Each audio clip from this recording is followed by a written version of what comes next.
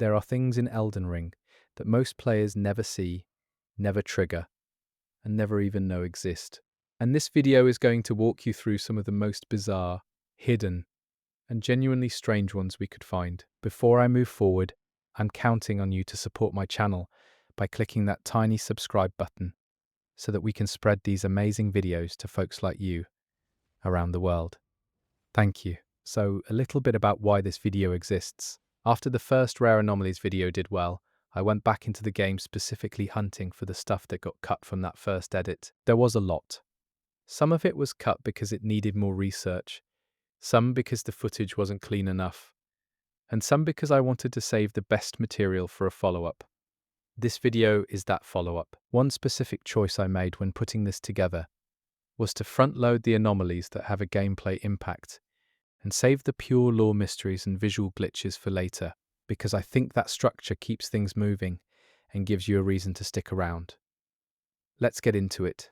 The first thing worth talking about is something that most players stumble past without realizing what they're looking at. In the Siofra River, there are a set of stone pillars that line the path toward the Ancestor Spirit boss fight. If you look closely at these pillars during the night cycle of the underground sky, some of them have faint markings that don't match any other architecture in the area. The design language of those markings is closer to what you find in Farum Azula than anything native to the underground. That's not a small detail. Farum Azula is a place that exists outside of time, and its architectural vocabulary showing up in a river beneath the world suggests something about the age of that underground space that the game never directly addresses. One possible reading is that Siofra predates the current structure of the lands between entirely, and that what we're walking through is a remnant of something that existed before the Golden Order even had a name. The second anomaly is behavioral. There is an enemy type in Leonia, specifically one of the walking mausoleum variants, that under very specific conditions will stop moving and begin an animation loop that is not documented anywhere in the game's official materials. The animation looks like a prayer gesture. It is brief. It only triggers if you've already killed the spirit inside the mausoleum, and you approach from a certain angle without lock-on. Whether this is a genuine emergent behavior, a leftover animation state, or something intentional that From Software never drew attention to, is unclear. But it's there, and once you've seen it, you can't unsee it. Now let's talk about Godwyn the Golden. Not the Godwyn we fight, because we never fight him. That's already strange on its own. Godwyn was the first of the demigods to die, killed in the Night of the Black Knives before the events of the game even begin. His soul was destroyed, his body was not. And his body, still technically alive in a state that the game calls deathroot corruption, seeped into the earth beneath the lands between, and began to do something that no lore description quite prepares you for. It began to grow. What you find in the deepest parts of the world, in certain underground roots, and in the depths below Stormvale, are extensions of Godwyn's body. He is not dead. He is also not alive. He is something in between, and the game's item descriptions suggest that this state was not an accident. The Black Knife assassins who killed him used a fragment of the Rune of Death, but only the rune targeting his soul. Someone made a deliberate choice to take the soul and leave the body. The question of who made that choice, and why, is one the game only partially answers. Ranni the Witch arranged the assassination. She used it to sever her own soul from her body at the same moment, effectively stealing death for herself and using it to escape a fate the Two Fingers had planned for her. But whether Godwyn's particular state, body alive, soul gone, was intentional or a side effect is something the lore points toward without fully committing to an answer. The visual anomaly that gets the least attention is what happens to the sky in crumbling Farum Azula if you position the camera at a very specific angle near the edges of the floating landmasses. The storm that perpetually tears the place apart is not rendered uniformly. There are gaps, not glitches, not clipping errors, actual gaps in the storm layer where you can see what appears to be a clear sky beneath it. The colour of that sky is not the same as the lands between sky. It is darker. The implication, and this is one possible reading rather than a confirmed design intention, is that Farum Azula exists over a version of the world that is older than the current age. and the storm is not destroying it so much as preserving it in the moment of its end. The clear sky underneath might be what the world looked like before the storm began. Let's talk about the deathbirds. There are 6 of them in the game, appearing only at night, and they are commonly understood as servants of an ancient death deity that predates the Erd Tree religion. What is less commonly discussed is that each deathbird has a slightly different coloration, and those colorations correspond loosely to the regions where the old death religion had its strongest presence. The one in Limgrave is the closest to a neutral grey. The one near the mountain tops of the giants is darker, more faded. This is not explicitly confirmed by any item text, but it points toward the possibility that these birds are not just generic enemies, but specific remnants, each tied to a different chapter of a religion that the Golden Order spent considerable effort erasing. There is a gravestone in the Round Table Hold that has no item description, no associated NPC dialogue, and no apparent function. It sits in a corner that most players walk past without a second look. The texture on it is unique. It does not match the gravestones used elsewhere in the Hold or in the lands between. The closest visual match in the game is the stonework found in the Wardead catacombs in Caelid, which is connected to the aftermath of the Shattering and the battle between Radahn and Malenia. Whether this is a deliberate visual connection or a recycled asset is genuinely unclear, but the Wardead catacombs contain the spirits of soldiers still fighting a battle that is technically over, and the presence of their architectural language in a place meant to be a safe haven is, at minimum, an interesting coincidence.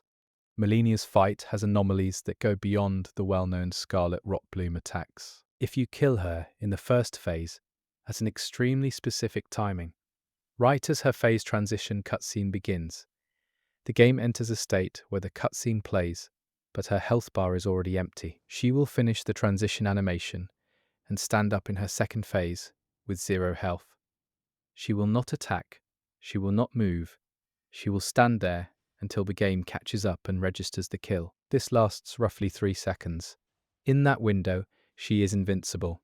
The game has not yet decided she is dead. This is the kind of edge case behavior that suggests the phase transition and the health system are running on slightly different threads, and that there is a brief moment where they are not communicating with each other. It is an anomaly in the technical sense, but it also feels weirdly appropriate for a character who refuses to stay down. The theory around Miquelia's needle and its relationship to the frenzied flame ending is one of the most layered pieces of optional lore in the game. If you use the needle in Malenia's arena after defeating her, it reverses the effect of accepting the frenzied flame and saves you from that particular fate. The item description says the needle was crafted to help Malenia with her own affliction, the rot that she was born with, but using it to cure a different kind of affliction entirely. The total dissolution of self that the frenzied flame promises suggests that Miquelia's needle operates on a principle rather than a specific cure. The principle seems to be the preservation of individual identity against something that wants to dissolve it. The frenzied flame wants to unmake boundaries between people. Malenia's rot wants to spread and subsume everything it touches. One possible reading is that Miquelia understood this type of threat and built his needle to counter not the rot specifically, but the underlying mechanism of forced transformation. There is a room in Volcano Manor that is locked and has no key in the game. Not a key you missed. A key that does not exist. The door appears to be a functional door with a lock mechanism, not a decorative sealed wall. Data miners have found that the room beyond it has geometry, meaning it is a real space that was built and then made inaccessible. What the room contains has been partially explored through out-of-bounds methods, and it appears to hold nothing. No items, no enemies, no scripted events. It is an empty room that was constructed, furnished with collision data, and then locked off from the player permanently. The most reasonable interpretation is that this was cut content, but the presence of the lock, rather than a sealed wall, suggests it was cut late, after the door was already implemented. Let's talk about the Elden Beast for a moment, specifically about a behavior that almost no one sees during a normal playthrough. If you spend an extended period of time not attacking the Elden Beast and simply following it around the arena, it will eventually come to a stop and face you. It does not attack, it waits.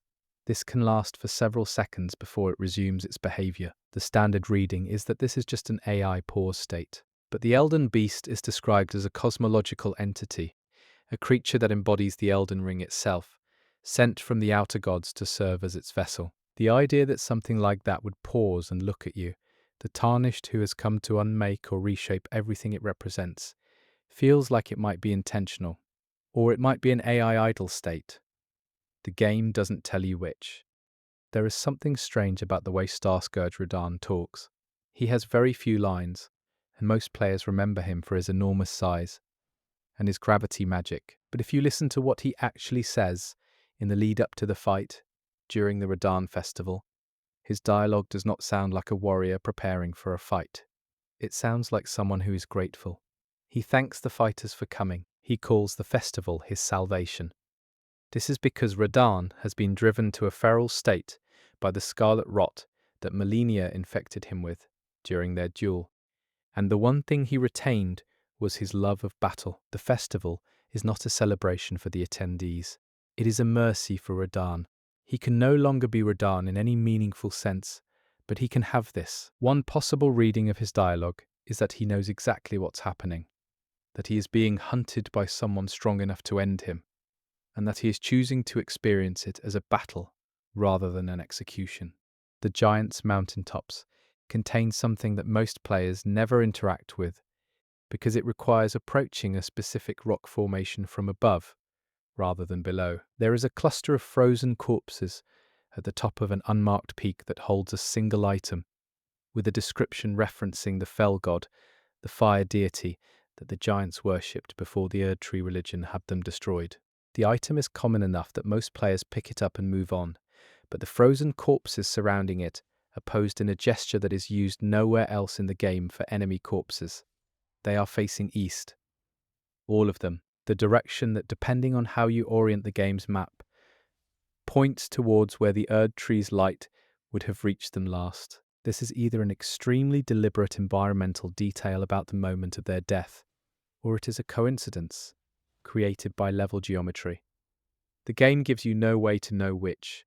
Now, let's spend some time on something that is genuinely underexplored, which is the network of medallion fragments and how they interact with the game's geography in ways that seem to exceed their mechanical function. The secret medallions you collect to access the consecrated snowfield are narrative objects as much as gameplay objects.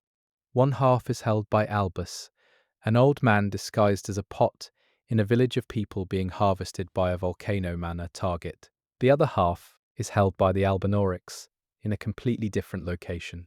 The split is not just a gameplay device. It suggests a history in which the Albinaurics, artificial beings created through a process the game associates with malefactor sorceries, were once trusted enough to be given custody of something important. Someone gave them half of the key to a hidden land and trusted them to hold it. That level of trust implies a political relationship that the game never fully articulates, and the fact that one half ended up with a man hiding among a doomed village implies that something went very wrong between then and now. The Raya Lucaria Academy has a detail that becomes visible only if you look at it from outside the building, from the cliffside near the entrance. One of the towers has a window that is lit from the inside, even if you have already cleared every room in the academy and killed every NPC and enemy within it. There is no enemy, no light source, and no scripted event associated with that window. The light is simply there. It has been there across multiple patches. This is most likely a rendering artifact or a lighting preset that does not respond to the game's state flags. But given that Raya Lucaria is a place where time and memory are treated strangely, where the debate parlor still holds the ghosts of scholars arguing debates that ended long ago, the presence of a persistent light in an empty tower lands differently than it might in another game. Let's talk about patches, specifically about a behavior that emerges from his questline that most players never see because they complete the line in the standard order. If you kill Patches and then use a celestial dew to absolve yourself at the Church of Vows, he does not come back. Most merchants and NPCs come back after absolution. Patches does not. The item description for Celestial Dew says that it cleanses trespassers against the Erd Tree's grace. The implication is that absolution restores relationships with characters who operate within the broader system of the lands between. Patches, one possible reading suggests, operates outside that system entirely. He is not a believer. He is not aligned with any faction. He is not redeemable through a religious mechanism, because he does not participate in the religion. His death is simply his death. The game's systems are confirming something about his character through a mechanic most players will never notice. The Halig tree is described as Miquella's attempt to grow a new divine tree outside the influence of the Erd tree, one that would accept those the Erd tree had rejected. Albinorics, people afflicted with the rot, outcasts of various kinds. What is less discussed is the specific word used in item descriptions to characterize Miquella's method of growing it. The word is not cultivation or construction. The word used suggests sacrifice. Miquella used his own blood and, according to some item texts, pieces of his own power to feed the tree's growth. He was diminishing himself to build something for others. The Halig tree is an unfinished tree because Miquella was taken before he could complete it.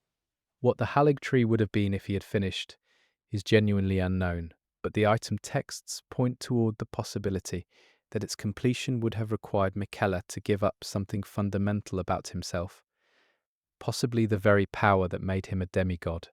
There is an enemy in the Ainsel River that drops an item referencing Queen Marika in a context that does not appear anywhere else in the game.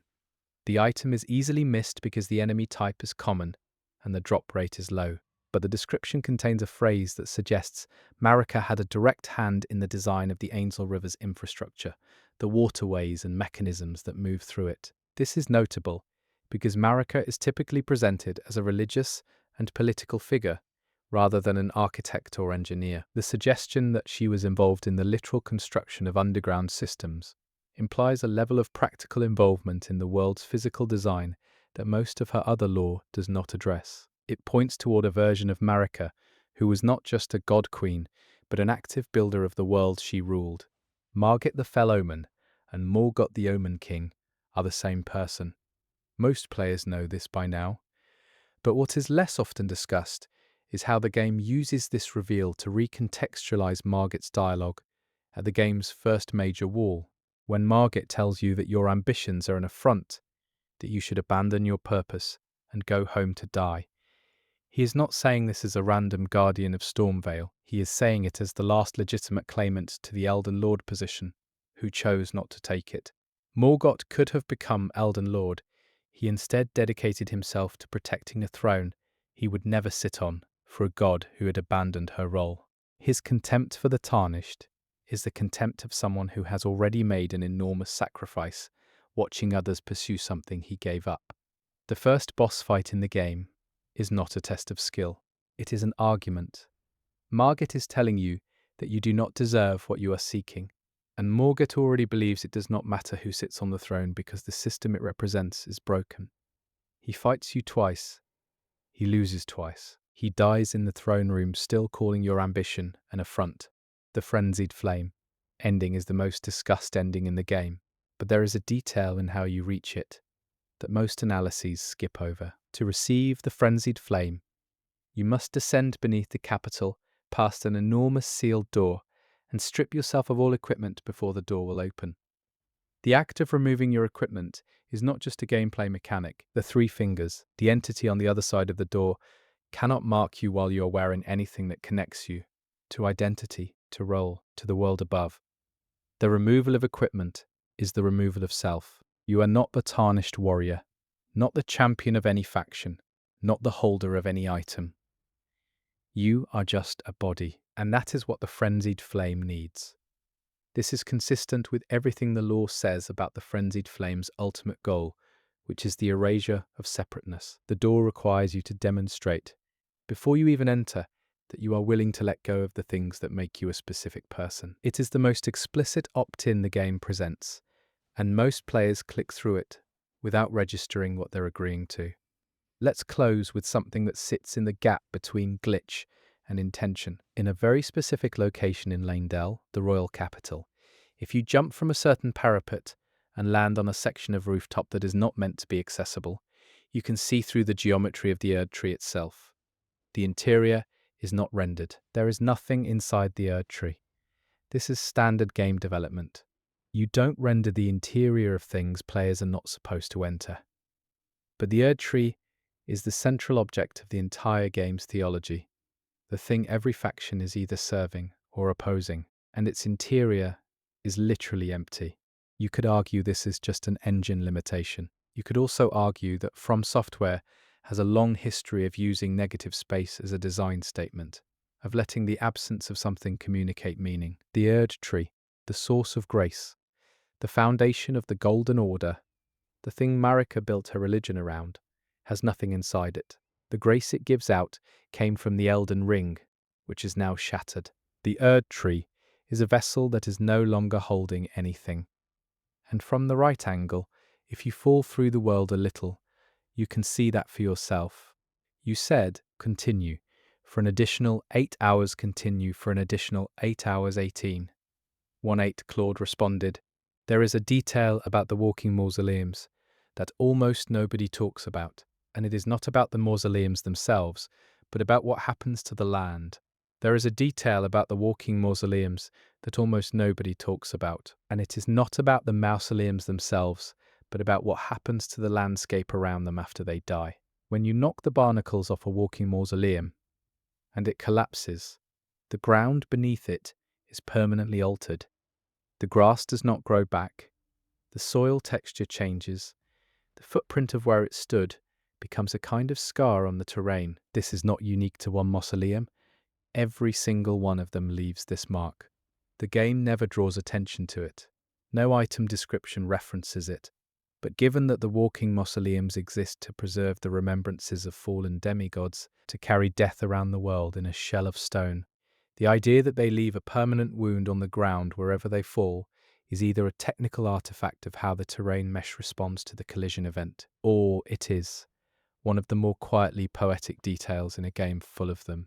The twin bird is one of the stranger entities in the game's cosmology, and it receives almost no direct attention from players, because it is not a boss, and its item references are spread thin across multiple descriptions. The twin bird is described as the companion of the Grim Reaper, a death deity that predates the Golden Order, and the bird is understood to ferry the souls of the living to death and the souls of the dead back to life. This is why Deathroot exists.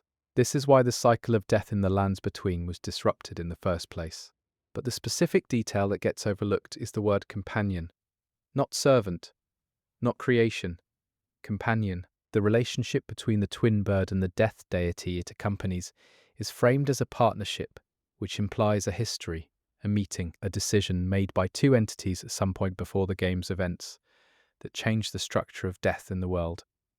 We know almost nothing about that history. The game suggests it without illuminating it. There is a corpse in the stranded graveyard, the very first area of the game, that is holding an item that references a character introduced much later in the game. The item is generic enough that most players pick it up without reading the description, and the description is vague enough that the connection only becomes clear after you've already met the character in question. This kind of retroactive lore seeding is common in From Software games, but the stranded graveyard version of it is particularly deliberate, because the stranded graveyard is the place where the game teaches you its mechanics. It is the tutorial area. It is where the game is most explicitly holding your hand, and in the middle of that hand holding, tucked into a corner, is a piece of information that will only make sense to you on a second playthrough. The game is doing two things at once in its tutorial. It is teaching you how to play, and it is already beginning the lore. Let's talk about Hugh. Smithing Master Hugh is the blacksmith at the Round Table Hold, and he is a prisoner. The game tells you this directly if you ask him about it. He cannot leave. He does not know why he cannot leave. He has a vague, persistent memory that he is supposed to forge something, a weapon capable of killing a god, and this memory feels imposed on him rather than chosen. The tragedy of Hugh is not just that he is imprisoned, it is that he cannot remember who imprisoned him or why, and the task he has been given, the thing that gives his existence purpose in the hold, is a task that was placed inside him by someone else. One possible reading is that Marika herself bound Hugh to the hold and gave him his purpose, because Marika, who shattered the Elden Ring herself, may have anticipated needing someone to arm the agent of her own undoing. She may have prepared her own replacement before the events of the game began. Hugh is possibly a piece of Marika's plan, imprisoned in a place outside time, waiting for someone to give a weapon to. The Lake of Rot is visually one of the most striking areas in the game, and mechanically one of the most punishing. But the detail that gets the least discussion is its location relative to Noxtella, the Eternal City. Noxtella sits above the Lake of Rot in the underground geography of the game. The two areas are connected by a single passage.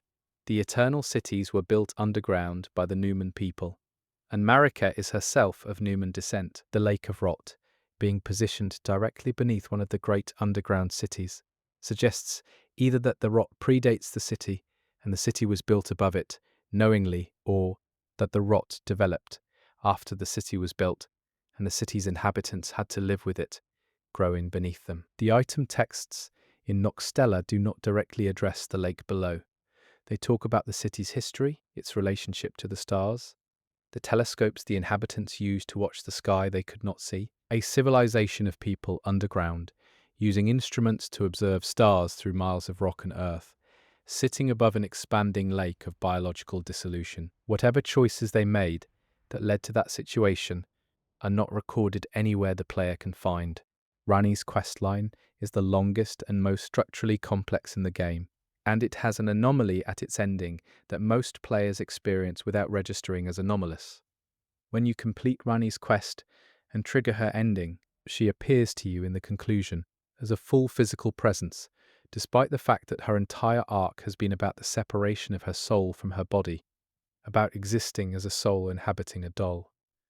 About escaping the fate of embodiment entirely, she appears to you as a body, small, blue, physical. She places her hand on you.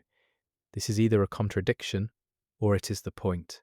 Ranni spent the entire game pursuing a form of freedom that required her to abandon physical existence, and at the moment of her triumph she chooses to make contact.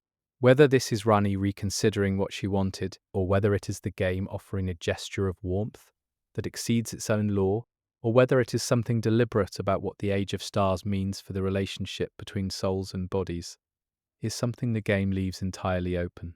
There is a painting in Volcano Manor that depicts a landscape that does not exist anywhere in the lands between, as the player can access it. This is not unusual for the resurrection paintings, which send you to specific in-game locations to find the painter's ghost. But this particular painting is not a resurrection painting. It has no associated quest. It is decorative. The landscape it depicts has a sky that does not match any region's sky in the game, a colour palette that suggests neither the underground nor any surface area, and what appears to be a structure in the background that resembles the Divine Tower of Liurnia from an angle that is not achievable in normal gameplay. Whether this painting is concept art repurposed as a prop, a depiction of a cut location, or an intentional visual mystery is not something the game answers. It simply hangs on the wall of a murder manor and waits for you to look at it. The Black Knife Assassins are one of the most consequential groups of people in the game's history, and they are also one of the most invisible. They carried out the Night of the Black Knives and changed the structure of the world forever. They used blades imbued with the Rune of Death to kill Godwyn, and one of them, Ranni's assassin, successfully killed her body while she stole a sliver of death for herself. But the assassins themselves are mostly encountered as optional enemies in catacombs. Their lore is distributed across a handful of item descriptions and a single major NPC questline. What the game points toward, but never fully states, is that the Black Knife Assassins were not acting alone, and were not acting purely out of loyalty to Ranni. Some of them had their own reasons. The description of the black knife weapon itself suggests that the assassins were women of the Numen, of Marika's own people, who had grievances that predate the Night of the Black Knives entirely. The assassination was a convergence of interests. Ranni wanted her freedom. The Numen women wanted something else. The game does not tell you what. Let's spend some time on Farum Azula's dragons. The Godskin apostles that appear in Farum Azula are there because Farum Azula is described as a place of ancient dragons, a place that predates the current age.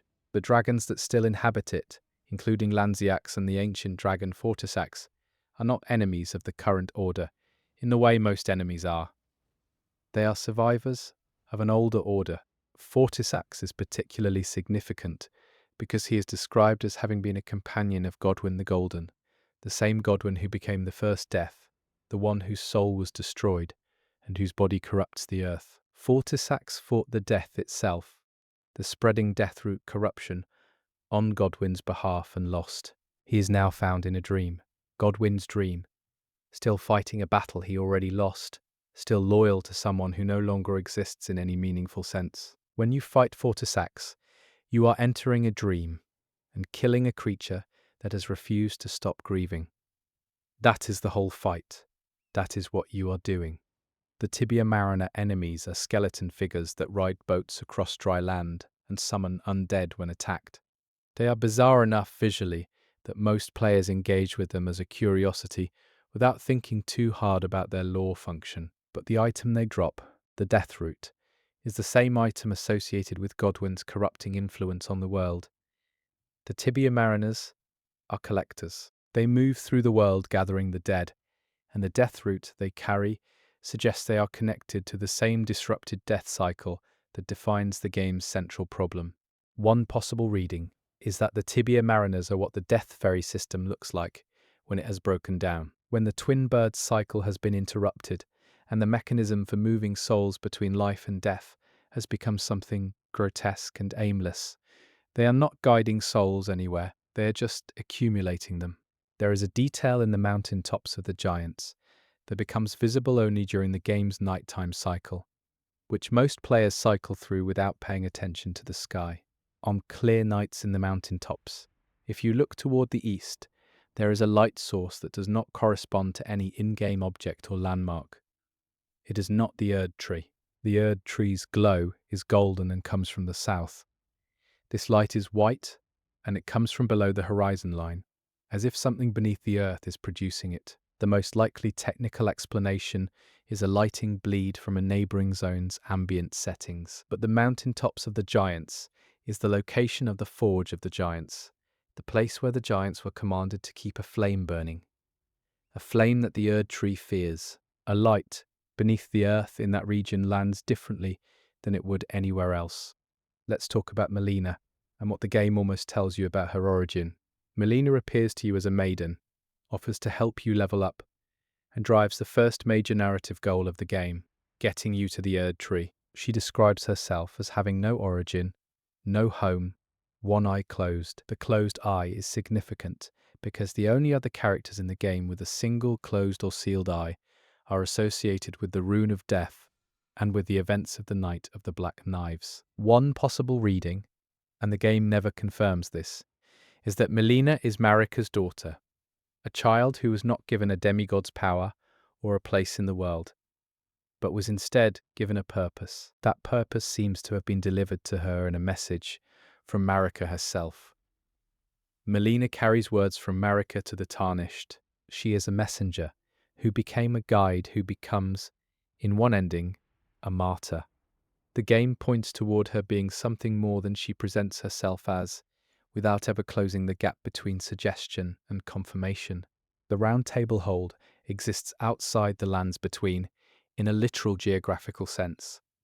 You do not travel to it, you are transported there. And the hold itself, the building, is described in a way that suggests it predates the current age of the game. That it existed before the Shattering, possibly before Marika's reign reached its current form. The people who gather there are remnants of an institution that was functional when the Elden Ring was whole, and the Golden Order was intact. Now the institution has no purpose. Its members are either dead or pursuing their own agendas, and the Hold continues to exist as a kind of bureaucratic ghost. Gideon Ovnir, the all-knowing, sits at the top of this ghost institution and spends the entire game gathering information toward a goal he eventually reveals to be nihilistic. He has concluded that no one should become Elden Lord. He has access to the entire knowledge base of an institution designed to support Elden Lords, and he has decided that the institution's purpose is pointless. Then you walk past him and do it anyway. The Crucible Knights are enemies that appear throughout the game, and they represent the earliest form of life that the Erd Tree sanctified. Their armor grows organic features, tails, wings, gill-like protrusions. These are called aspects of the Crucible, and they predate what the Golden Order came to define as acceptable divine expression. The Golden Order, as it became more formalized under Marika, moved away from the Crucible's wild biological abundance towards something more ordered and less overtly animalistic. The Crucible Knights are the remnants of an era when being touched by the Erd Tree meant growing something strange and physical. They are not corrupted, they are not fallen. They are simply old, and the world moved away from what they represented while they stayed the same. When you fight a Crucible Knight and it sprouts a tail mid-combat, it is not doing something monstrous. It is doing something that was once considered a mark of grace. There is something worth examining in how the game handles the Shattering itself as an event. The Shattering was the war between the demigods after Marika broke the Elden Ring. It is the backstory of the entire game. But the game never shows it to you directly. You see its aftermath everywhere. You fight its survivors. You walk through landscapes that still bear its scars.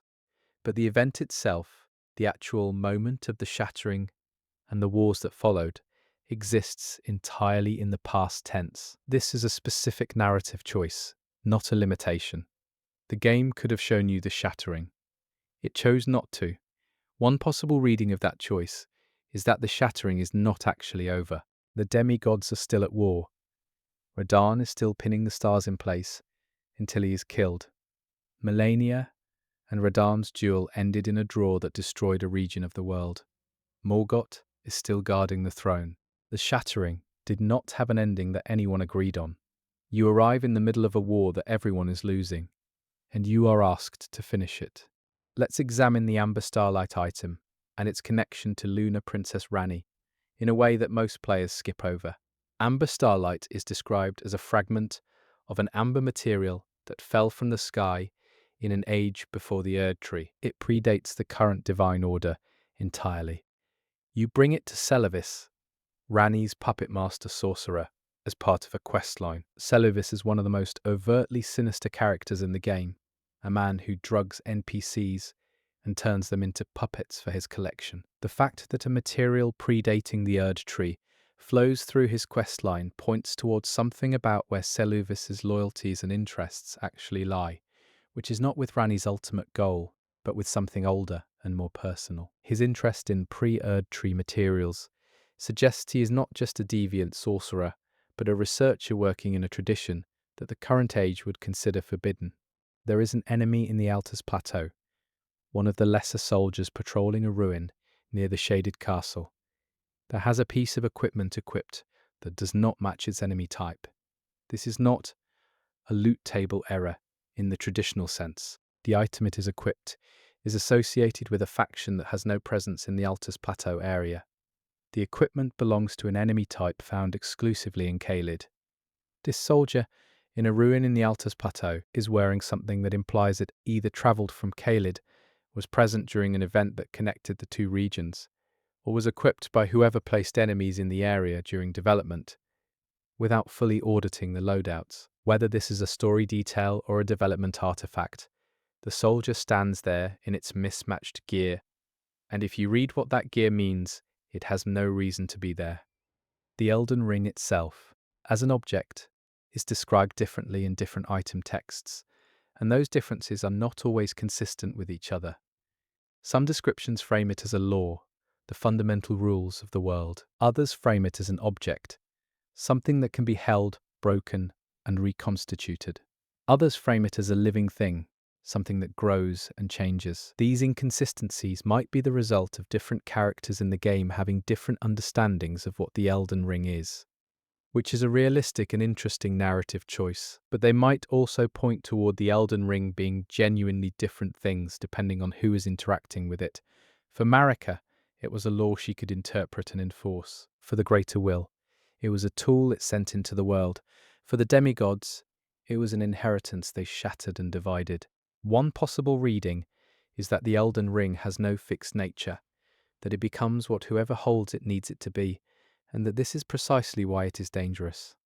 Let's talk about the Lich Dragon Fortisax fight in more detail, specifically about the arena.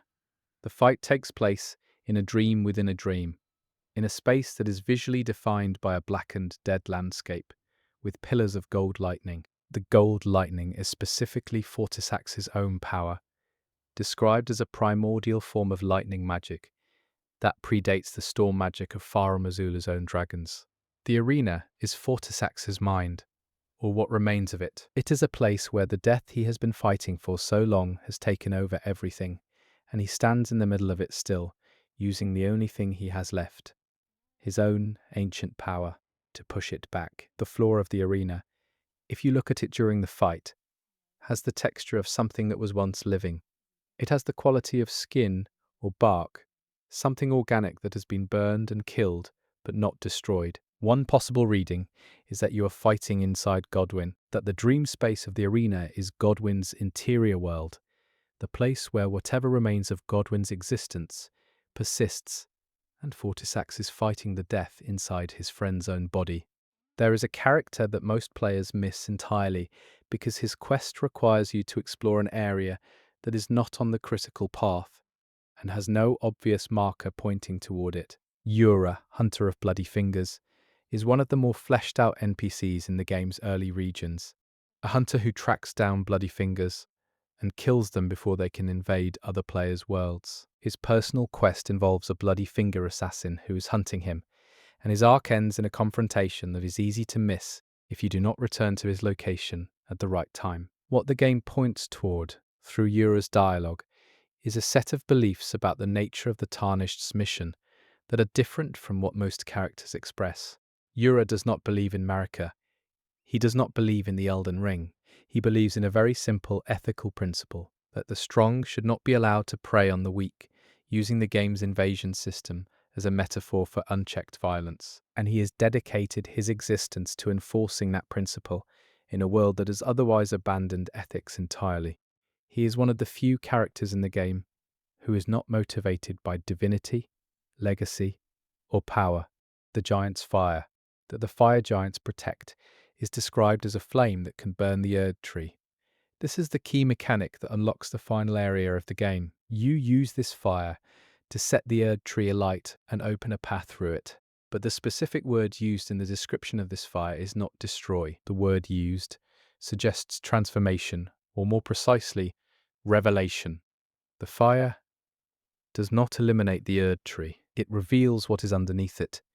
The Erd tree burns, and you walk through the burn into the roots, into the deepest part of the structure, where Marika is imprisoned and the Elden Beast waits. The giants were not keeping a weapon. They were keeping a key. And Marika knew this and ordered the giants destroyed anyway. And one of the deeply buried implications of that decision is that Marika wanted to prevent someone from using that key, which means at some point she decided that what was under the Erd tree should stay hidden. Then she shattered the Elden Ring herself. She wanted the key hidden, and then she unlocked the lock by other means. Whatever she was trying to accomplish in those two contradictory acts is the closest thing the game has to a central human mystery. Let's look at the Margit encounter one more time. Specifically at something in his moveset that becomes legible only after you've fought Morgott. Margit uses a conjured weapon, a golden sword and hammer made of light. These are not weapons of the Omen. Omens are cursed beings, rejected by the Erd tree, associated with grotesque physical mutations and powers that the Golden Order considers profane. But Margit's conjured weapons are of the same type as weapons wielded by Erd tree blessed warriors. He is using grace-given armaments, despite being someone the Erd tree has rejected and cursed. This is most simply explained by Morgott's enormous devotion to the Erd tree, despite its rejection of him. A devotion so complete that the Erd tree grants him its power anyway. But there is a stranger reading available, which is that the Erd tree's power is not actually discriminating, that it does not choose who receives it based on piety or purity, and that Morgott's curse and his grace exist in him simultaneously, not as a contradiction, but as a demonstration that the system of acceptance and rejection the Golden Order built around the Erd Tree is a political construct, not a divine one. The Wandering Nobles are the most common human enemy type in the game. They appear in dozens of locations. They have minimal health and pose almost no threat to even a newly started character. Most players kill hundreds of them without thinking about it. But there is a version of the Wandering Noble that appears in only one location in the game, near the outer walls of Leyndell, that has a unique idle animation not shared by any other instance of the enemy type. It sits. It does not patrol. It does not react to nearby combat. It sits and looks at the Erd Tree. This could be a broken AI state. It could be an intentional detail placed by a level designer who wanted one specific Wandering Noble to be doing something different in the shadow of the capital city, given that the Wandering Nobles are implied to be tarnished, who returned to the lands between and lost their purpose. The image of one, sitting alone outside the city, looking at the thing everyone came back to serve, is either accidental or it is the saddest enemy placement in the game. There is a merchant in the Siofra River area whose dialogue, if you exhaust it completely, contains a reference to a location that does not exist on the game's accessible map. He mentions a place by name. The name does not correspond to any area the player can reach. It is not a location referenced in any item description in the base game. It appears once, in a single merchant's dialogue line, and then never again. Whether this is a reference to cut content, a piece of world building that was never developed, or something that was intended to be expanded in DLC, is unclear. But the merchant says it with the casualness of someone mentioning a place they have been to, not a mythological location, not a legend. He talks about it like it is somewhere you could go if you knew the way. The Shadow of the Erd Tree DLC, which expanded the game significantly, introduced a region called the Shadow Realm, and within that region there are details that recontextualize things in the base game in ways that most players have not fully worked through. Specifically, the relationship between Miquella and the entity he became in the Shadow Realm points towards something about the nature of Empyreans that the base game only partially discloses. Empyreans are potential vessels for a greater will, candidates to become the next god. Miquella's arc in the DLC suggests that the process of becoming a god requires stripping away the parts of yourself that are human, and that Miquella did this deliberately, choosing to shed his compassion and his love in pursuit of his goal. The anomaly is not the shedding itself, but what it implies about the other Empyreans. Ranni rejected the role.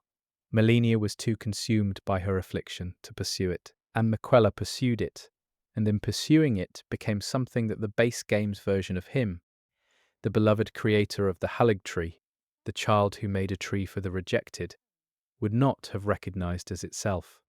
The ancestral followers in Siofra River and Nokron are one of the game's more visually distinctive enemy types.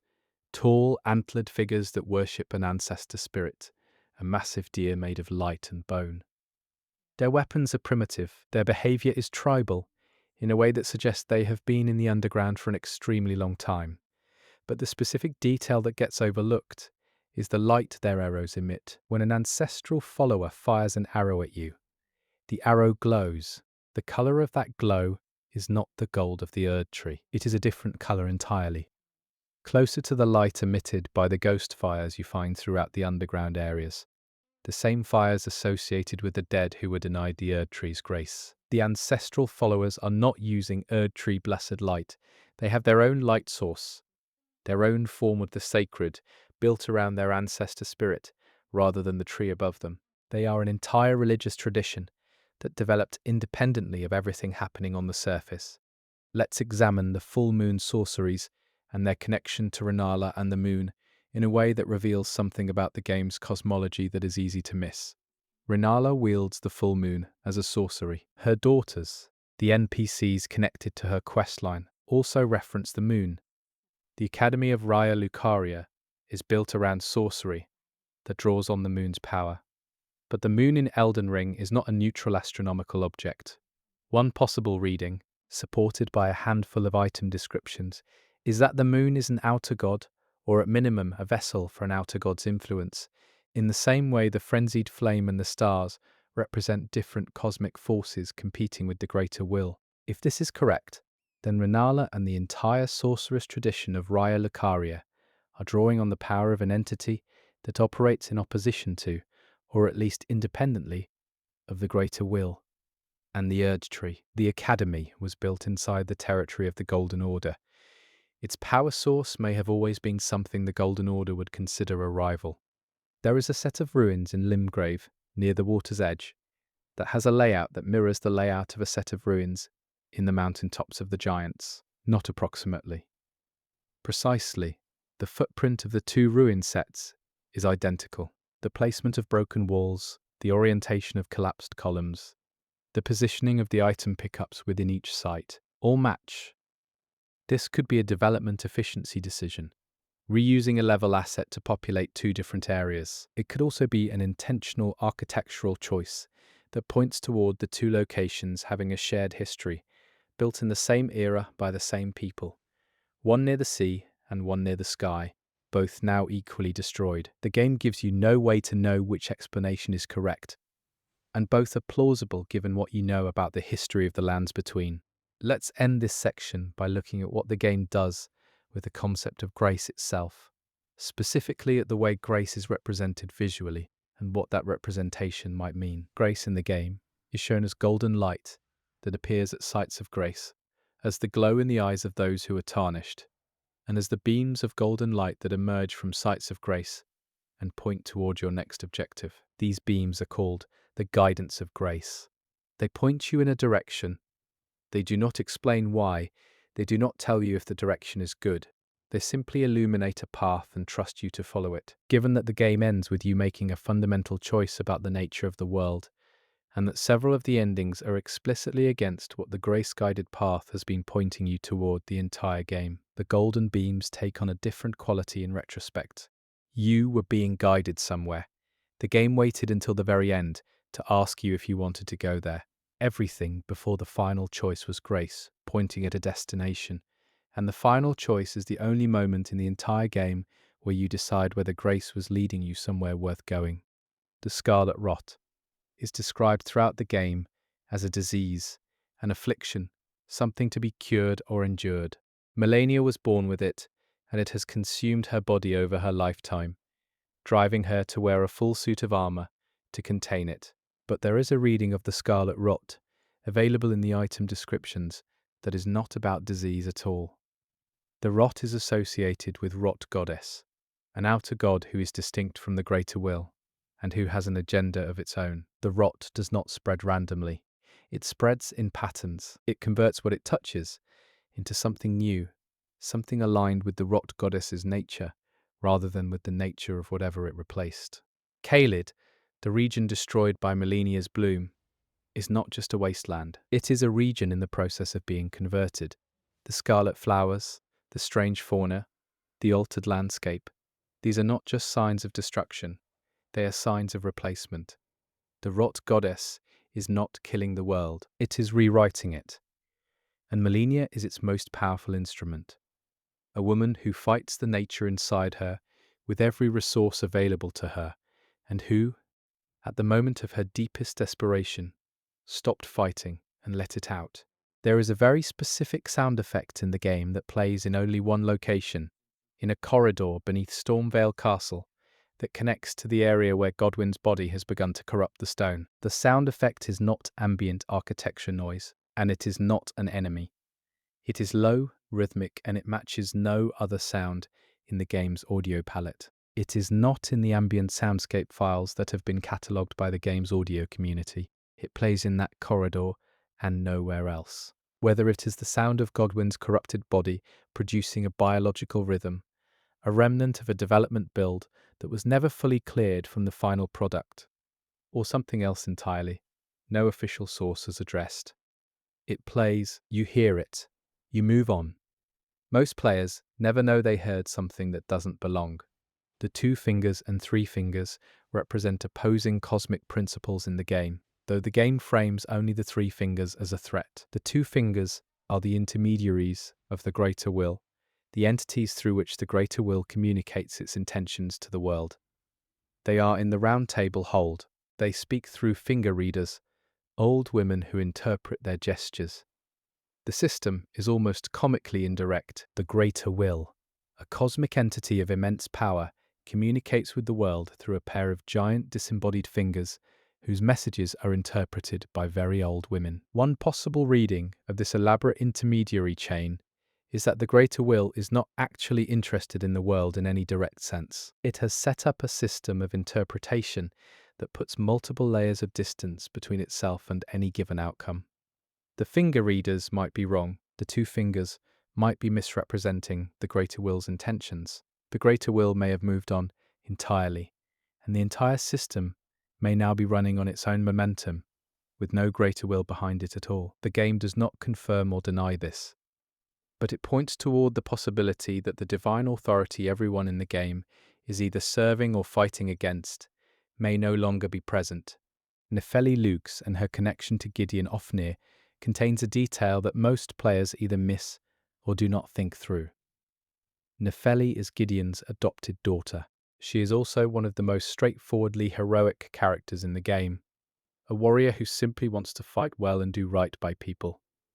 Gideon, at the end of the game, stands in your way and tells you no, one should become Elden Lord. He becomes an enemy. Nefeli, if her questline is completed correctly, becomes the new ruler of Stormvale. The two characters end the game in completely opposed positions. What the game points toward, through the specific framing of Gideon's relationship to information and control, and Nefeli's relationship to action and instinct, is that Gideon's access to all-knowing did not make him wise. It made him paralyzed. He knows too much to act. Nefeli knows less and acts well. The game is making a point about knowledge and action through a father and daughter whose storylines never directly intersect, but whose endings define each other by contrast. The Clean Rot Knights, who serve Melania, are described in their equipment as having willingly infected themselves with a controlled form of the Scarlet Rot in order to better serve her. They carry the rot inside them as an act of devotion. This is one of the more extreme expressions of loyalty in the game, and it passes without much comment, because the Clean Rot Knights are mid-game enemies you fight in groups, but the specific framing of their choice, willingly as an act of service, points toward what Melania inspires in those around her. She did not ask this of them. They did it because they wanted to share in what she carries. There is a community of people who looked at the most isolated, most afflicted, most devastating person in the world and chose to be closer to her experience, rather than further from it. Whether this is devotion, or something that looks like devotion from the outside but functions as fanaticism from the inside, is a question the game leaves genuinely open. There are two dragons in the base game that are friendly, or at least not immediately hostile. One of them, Grail, is the largest creature in the game and sits motionless in Caelid surrounded by her children. She is passive. She does not attack. Her children, the smaller dragons around her, will attack to defend her, and killing them slowly drains her health. But Grail herself never moves, never reacts, never does anything except exist in a state of enormous passive suffering. She is described as the oldest dragon still living, a matriarch whose age has taken everything from her, except the fact of her continued existence. Killing her by draining her health through her children is one of the more morally complicated things you can do in the game, and the game frames it as a farming strategy. You are encouraged by the experience points and dragon hearts she yields to kill the oldest living thing in the world by murdering her children in front of her. The game never tells you this is wrong. It never tells you it is right. It gives you the option and steps back. Let's talk about the Tarnished's own nature, specifically about something the game implies but never states directly about why the Tarnished came back. Grace called you back. That is the official explanation. But the specific Tarnished you are playing as, the one whose story you are enacting, has no memory, no established past, no stated reason for wanting to become Elden Lord. You are given a motivation by the game's structure rather than by your character's interiority. This is standard for a From Souls protagonist, but Elden Ring goes further than previous games in giving you explicit choices at the end about what kind of Elden Lord you want to be. You can restore the old order, build a new one, embrace chaos, or serve someone else's vision. The character who has no stated wants at the beginning is asked to state them definitively at the end. The anomaly is that the game's structure has been arguing, through every NPC's arc and every lore description, that everyone who had clear wants ended badly. Marika wanted control. The demigods wanted power. Miquella wanted to save his sister. Everyone with a clear purpose arrived at catastrophe. The player character, who wants nothing until the very last moment, is the one who gets to decide. The game has a mechanic called Death Blight that is associated with the omen of death, and with specific enemies and items in the late game. If your Death Blight meter fills completely, you do not die in the conventional sense. You are instantly killed, regardless of your remaining health, and the death animation is different from any other death in the game. Your character does not fall or collapse, they crumble. It is a specific visual vocabulary that matches the descriptions of true death in the game's lore, the kind of death that destroys a soul, rather than simply ending a life. The fact that a mechanic exists specifically for this kind of destruction, with its own animation and its own kill condition, separate from standard damage, suggests that the game's systems are modelling the lore's distinction between dying, which the Tarnished can come back from, and being unmade, which they cannot. Most players who get hit by Deathblight notice only that they died quickly. The specific animation of how they died is telling them something about what just happened to their character. Godric the Grafted is frequently treated as the weakest of the main bosses and dismissed as a punchline because of his desperate grovelling behaviour in his boss cutscene. But the specific thing Godric does, grafting pieces of other beings onto himself in pursuit of power, is a dark reflection of what the Elden Ring itself represents.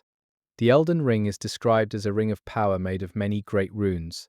It is itself a composite thing, assembled from pieces, each piece representing a different aspect of the world. Godric's grafting is monstrous. The Elden Ring's composition is divine.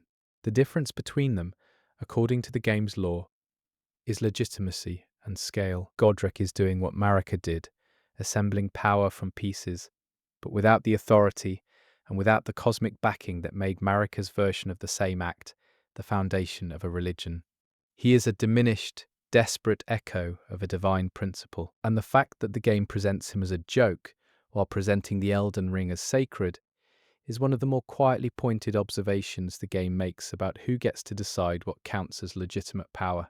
There is a sound that plays when you enter the Erd Tree's influence for the first time, a specific musical shift that has been analysed by the game's music community and found to contain, embedded within it, a reversed version of a musical phrase that plays during the Elden Beast fight at the end of the game. This means the first time you are exposed to the Erd Tree's theme, you are also hearing the final boss's theme, backwards, folded into the ambient music. Whether this was an intentional compositional choice by Yuka Kitamura, a coincidence of musical mathematics, or something that was noticed after the fact and has been overclaimed by the community, is not confirmed. But the possibility that the game's score is structured so that the beginning and the end are playing simultaneously, one forward and one in reverse, is consistent with the game's thematic interest in cycles, in history repeating, in endings that were present at the beginning. There is a pool of water in Stormvale Castle that has no enemies near it, no items in it, and no apparent function in the dungeon's navigation. It sits in an alcove off a main corridor, and most players pass it without looking. The water in the pool has a different colour than the water elsewhere in the castle, not dramatically different. A slightly different temperature in the tint, slightly colder. The water in Stormvale is generally the grey-green of standing water in a medieval environment. This pool is bluer. If you stand in it, nothing happens. There is no damage, no mechanic, no trigger.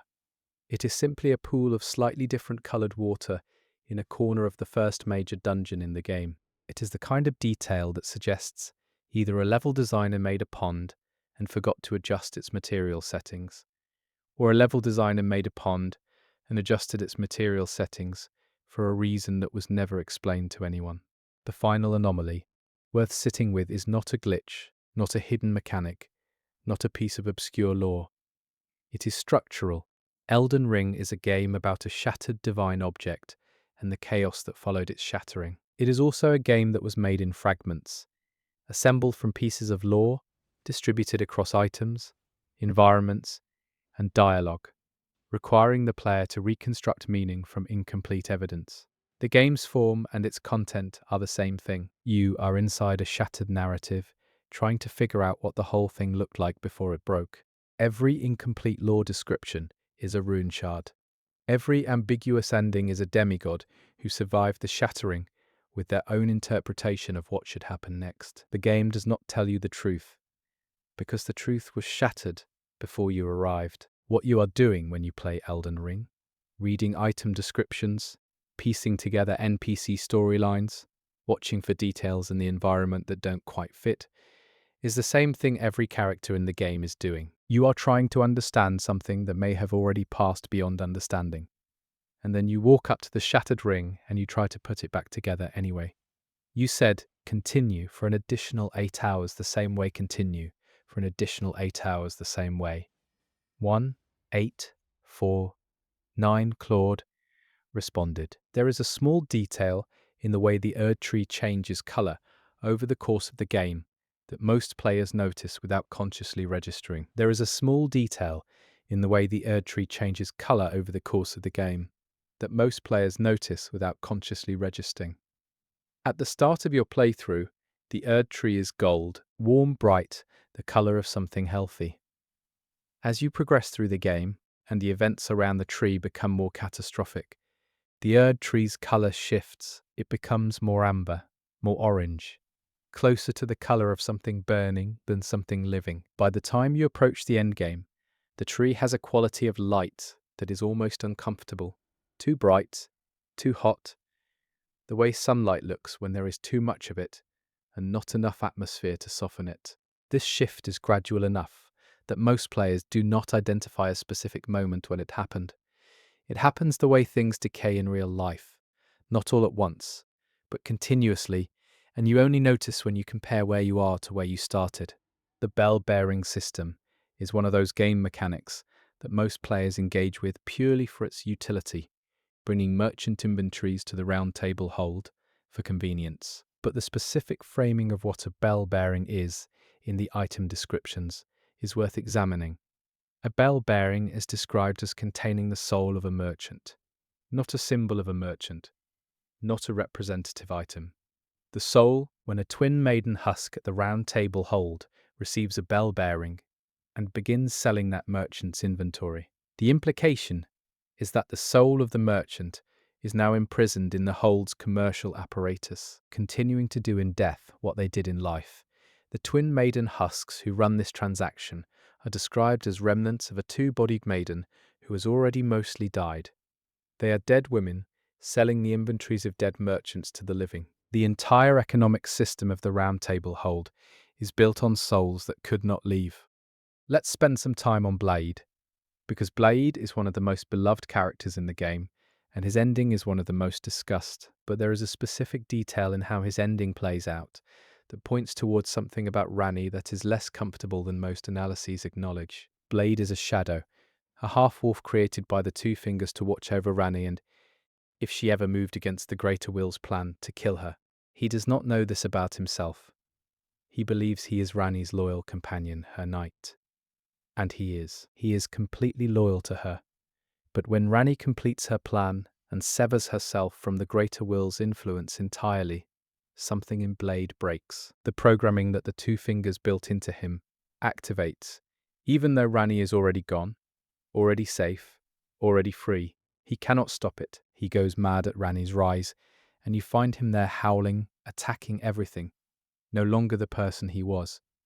You have to kill him. And Ranni knew this would happen. She tells you, through E.G., that this is what would become of Blade. She did not tell Blade.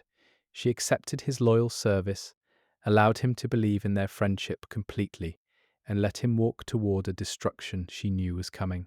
Whether this makes Ranni a tragic figure who could not save someone she cared about, or a pragmatic one who used someone who trusted her, is a question the game presents without resolving. The Divine Towers are structures spread across the lands between that allow you to restore the great runes of defeated demigods. They are enormous, ancient, and connected to the fingers of the gods, literally by the act of reaching upward. But there is a divine tower with no corresponding great rune. The divine tower of Liurnia, the one you access through a puzzle involving an illusory wall and a specific rotating mechanism, leads to a room at the top that holds nothing. There is no rune to restore. There is no demigod associated with it. There is an item at the top that allows you to swap your ability to cast incantations and sorceries, which is useful, but mechanically disconnected from what every other divine tower does. One possible reading is that this tower was built for a demigod who never existed, or who existed and was destroyed so completely that even the structure waiting for them retained no trace of who it was meant for. Or it was built for an outcome that never occurred, a seventh or eighth demigod position in the divine family that was never filled. There is something strange about the geography of Nokron, the eternal city, and the way it sits in relation to the night's sacred ground beneath it. Nokron is already underground. The eternal cities were built below the surface of the lands between, but beneath Nokron there is another sacred space, deeper still, and beneath that, further down, the Siofa River, and beneath that, the deep-root depths. The underground of Elden Ring is not a single cave system. It is a layered sequence of spaces, each one deeper and older than the one above it, each one representing an earlier stratum of the world's history. The further down you go, the older and stranger things become. The deep-root depths, the lowest accessible area in the game, contains Godwyn's spreading body, and Fear, the deathbed companion, trying to give him a proper death. The deepest point in the world is the place where the first death happened, and where someone is still trying to process it. The world's layers are not just geological, they are chronological. Going down is going backward. The sewer area beneath Lane Dell is called the Subterranean Shunning Grounds, and that name is doing a lot of work. Shunning is a specific act. It is not hiding something. It is not containing it. Shunning implies that the thing being shunned has been acknowledged and then deliberately turned away from, rejected by a community that knows it exists, but refuses to engage with it. The Shunning Grounds contain the frenzied flame, the most dangerous cosmological force in the game, directly beneath the capital of the Erd Tree's civilization. The capital was built on top of the thing it was most afraid of, and then named the space between them after the act of looking away. The Golden Order built its greatest city over its greatest fear, and then called the floor between them the Shunning Grounds, and hoped that the name would be enough. Let's talk about Margot's dialogue when you reach him in the Elden Throne Room for the second time. By this point in the game, you know he is Morgott. You know that the figure who stopped you at the gates of Stormvale and the figure who stands between you and the Erd Tree are the same person. And what Morgott says to you in that second fight is not the contemptuous challenge of a guardian who believes in the system he serves. It is a eulogy. He speaks of a dead god.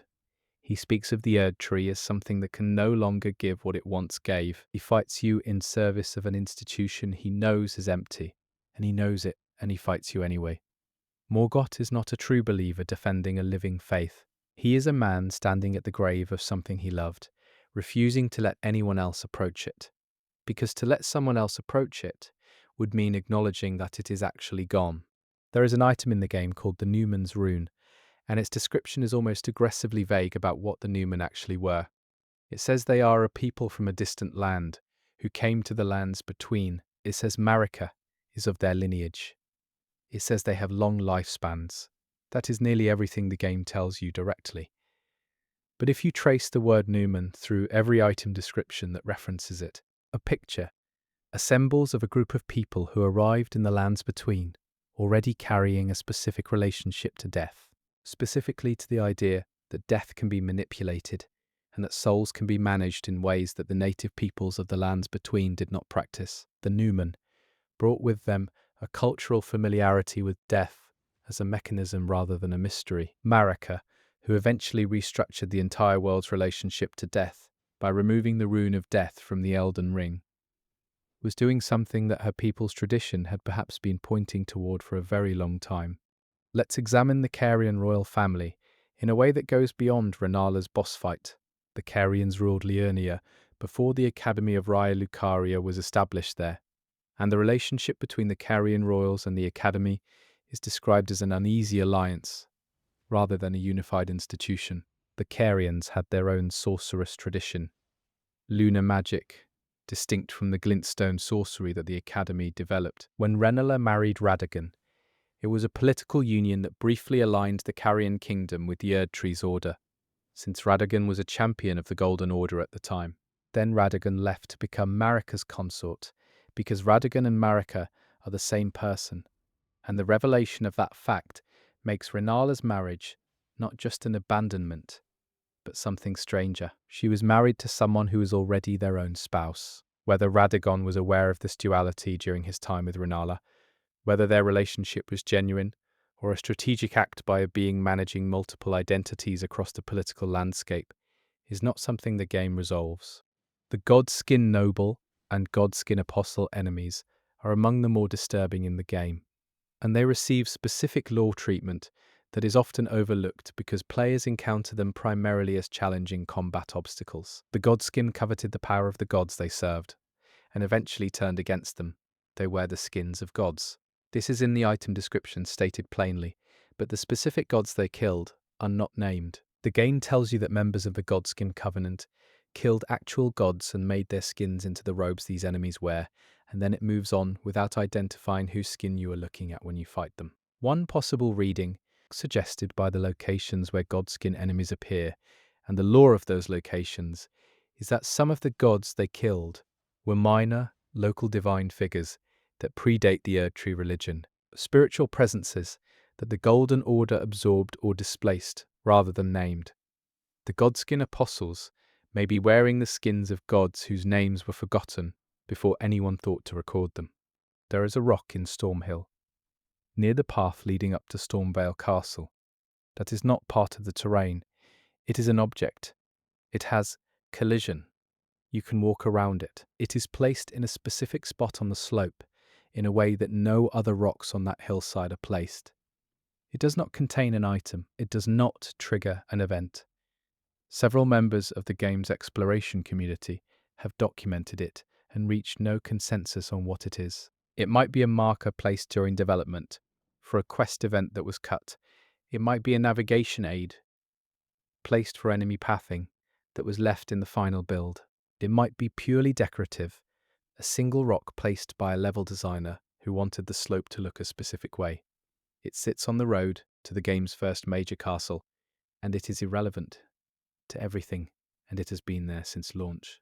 Let's look at what the game implies about the nature of scarlet rot versus regular disease through the character of Millicent. Millicent is afflicted with a uniquely advanced form of the scarlet rot that Gowry, her caretaker, believes will eventually lead to her becoming something beyond human. Her questline involves you finding a prosthetic arm for her and following her as she becomes a powerful warrior.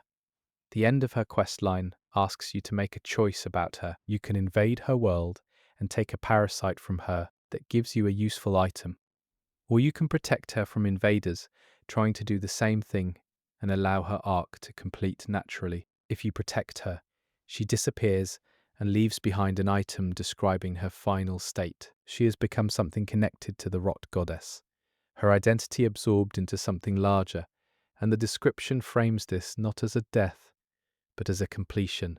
Millicent's story ends with her becoming part of the thing that was consuming her, and the game frames this ending with the same visual and tonal vocabulary it uses for other characters finding peace. Whether the absorption of self into a cosmic force of dissolution is peace, or whether the game is asking you to be uncomfortable with how it is framed, is a question you have to sit with. The character known as D, Hunter of the Dead, has a twin brother who appears in the game after D is killed by fear. The twin, also named D, can be given the armor of his killed brother if you choose to do so. His response to receiving the armor is to go and kill Fear in retaliation. This creates a questline loop that involves death, resurrection, vengeance, and a very specific question about identity. The two Ds are identical in appearance. They have the same name, they have the same stated purpose, hunting the dead. But they are different characters with different emotional registers. And the game uses the second D to explore what happens when someone inherits the identity of a dead person, rather than developing their own. The second D does not grieve his brother. He performs his brother's function, which is vengeance, and then the quest line ends. Whether the second D is a full person or a mechanism of the first D's story given a body is something the game leaves unresolved. There is an invisible wall in Raya Lucaria that is present in the final game and has no apparent function. It is not a fog gate. It is not a soft boundary. It is a hard, invisible wall in the middle of a corridor that stops you from walking in a specific direction. You can walk around it. The corridor continues and is fully accessible from the other end. The wall simply blocks one specific path through a space that is entirely passable from every other angle. Multiple players have documented this. It has persisted across patches. It is either a remnant of a collision mesh that was meant to be removed, a trigger boundary for an event that was cut, or something else entirely. It stops you for a moment in a hallway of an ancient sorcery academy, and then you walk around it and continue, and nothing about the game acknowledges that it happened. The item descriptions of the larval tier and the mechanic of respecting that it enables are worth examining for what they imply about the nature of the Tarnished. A larval tier allows you to rebuild your character from scratch, redistributing every stat. The item description says that larval tiers are the remnants of ancient creatures that mimicked the forms of other things, and that using one allows you to also shed your form and take a new one. The mechanical act of respecting is framed in the game's lore language as a rebirth. You are doing what the ancient mimic creatures did. You are not adjusting your character. You are becoming a different person who happens to remember being the old one. Given that the game's themes center heavily on identity, on what it means to be a specific person in a world that keeps trying to dissolve or replace individual identity, the respec mechanic as literal transformation is a detail that sits differently than it would in a game without that thematic context. Let's spend time on the Erd Tree avatars, the large golden enemies that guard minor Erd trees across the lands between.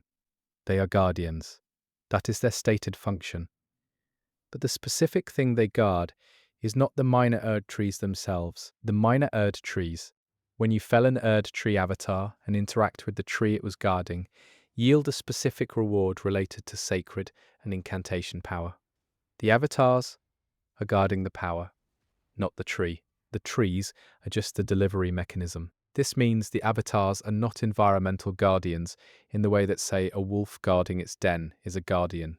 They are agents of access control. They are standing between you and something that flows through the tree, and they are doing this not because the tree needs protection, but because the thing inside the tree requires a specific kind of permission to receive. You earn access by defeating the guardian. The trees are not holy objects. They are checkpoints. There is a character in the game who is almost universally misread, because players encounter her at a moment in her quest line when she is at her worst. Dung Eater is typically framed as a monster, a serial killer who defiles corpses and revels in suffering. This framing is supported by his stated goals and the item descriptions associated with him, but there is a reading available through the lore of the Omen Curse that complicates the simple monster interpretation. Omens are people born with physical manifestations of the Erd Tree's rejection, horns and claws and stigmatized flesh that the Golden Order treats as evidence of divine condemnation. Dung Eater's specific curse is not just being an omen, it is that his death curse spreads to others when they encounter his corpse. He defiles corpses to spread this curse intentionally. One possible reading, not the most comfortable one, is that Dung Eater has concluded that the only coherent response to living in a world that declares certain kinds of people to be inherently cursed is to make sure everyone gets cursed. He is not trying to destroy the world out of nihilism. He is trying to level it, to create a state where the distinction between the cursed and the uncursed no longer exists, because everyone is the same. The game presents this as evil, and its presentation is not wrong. But the logic inside it is responding to something real about how the world of Elden Ring works. The Siofa River, before it became an underground river, was a surface river. There are geological details in the underground environment that make this clear. The shape of the valley, The way the terrain above the waterline has eroded in patterns that only make sense if there was once a sky above it and weather to cause that erosion.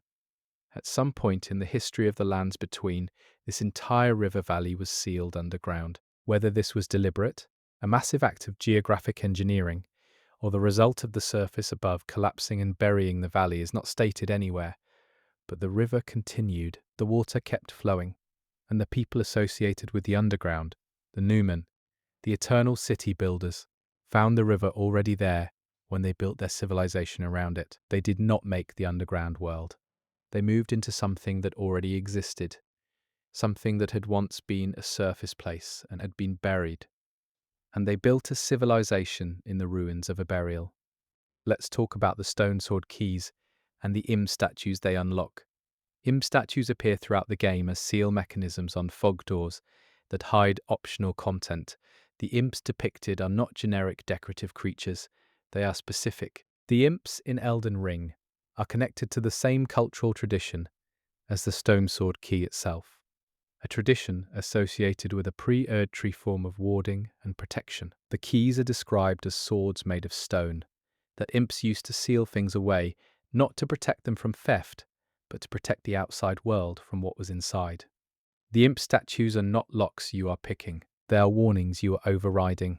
Everything behind a fog door, sealed by an imp statue, has been put there not to be found, but to be kept away from the rest of the world. Every time you use a stone sword key, you are making a deliberate choice to undo a seal that someone placed with the specific intention of keeping what is inside away from people like you.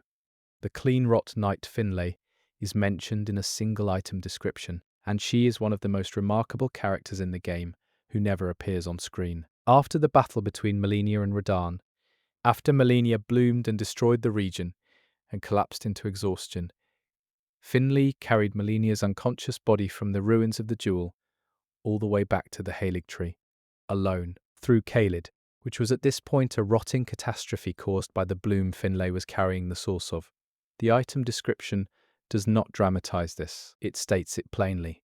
Finlay carried her lord home through the aftermath of the most destructive single event in the game's recent history, and the game gives this exactly one item description and then never mentions it again. She is not a boss.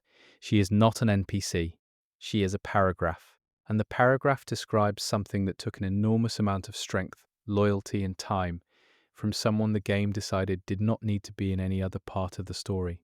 There is a behavior in the fire prelate enemies in the mountain tops of the giants that is easy to miss because fire prelates are aggressive and most players focus on surviving the encounter rather than observing it. If you get enough distance from a fire prelate that it loses aggression and returns to its patrol, it does not immediately resume what it was doing. It stops. It faces the Forge of the Giants in the distance. It holds this orientation for several seconds before resuming its patrol. This is either a pathfinding reset behavior that happens to point toward a notable landmark by coincidence of level geometry, or it is a deliberate animation state placed by a designer who wanted the fire prelates to be visually reverent toward the thing they exist to protect. The Forge of the Giants is what these enemies are here to guard.